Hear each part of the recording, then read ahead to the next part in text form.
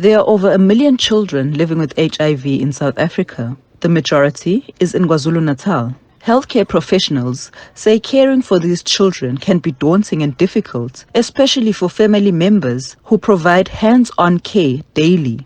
Issues of stigmatization and depression also impacts how a child responds to taking their ARVs. One of the beneficiaries of the Caregiver Wellbeing Plus program is Zanele Ndlovu, a transgender woman.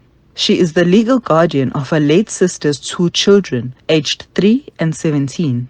It was hard for me to raise these children, especially the teenager, because he was starting to be rebellious.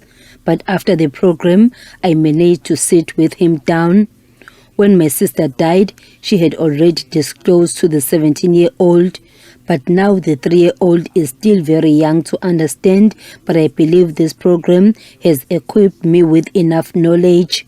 Through this program, caregivers, including mothers, aunts, and community members, are equipped to help children living with HIV to deal with the psychological impacts as well.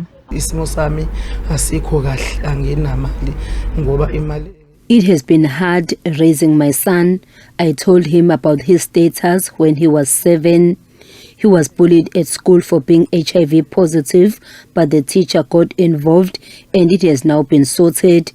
We are both living with HIV and we are coping because of this program.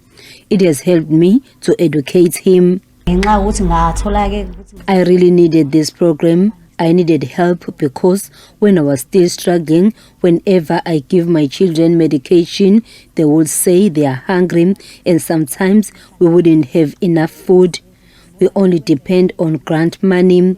It has been hard for my daughter to accept her HIV status. The South African Medical Research Council is calling for more interventions and government collaborations to expand the program. They just really wanted a safe space where someone could come through and just tell them how best to sort of parent a child who is living with HIV, how best to handle the issues they face around treatment adherence, around stigma, and what practical strategies could they implement to generate more income. And so from that pilot trial that we worked, that was sort of the impetus for this program, which now is testing the cash transfer plus this group-based economic empowerment program. Dr. Govindasamy says based on the success of Phase 1, the next step is to roll out the program in rural areas across the country. I'm Nonhlakani Pumakwaza for SABC News in Durban.